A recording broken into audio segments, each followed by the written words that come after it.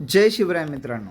आज आपण अशा खास दिवशी बोलत आहोत जो प्राणी मात्रावरील प्रेम आणि त्याचे संरक्षण याला प्रोत्साहन देतो. राष्ट्रीय प्राणी उद्यान प्रेमी दिन.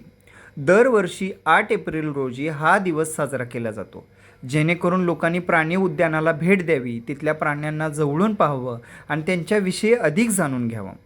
प्राणी उद्यान, ज्याला आपण झुऑलॉजिक पार्क म्हणतो, हे केवळ करमणुकीचं ठिकाण नसून प्राण्यांची सुरक्षा, काळजी आणि संवर्धन करण्याचेही महत्त्वाचं काम करतात.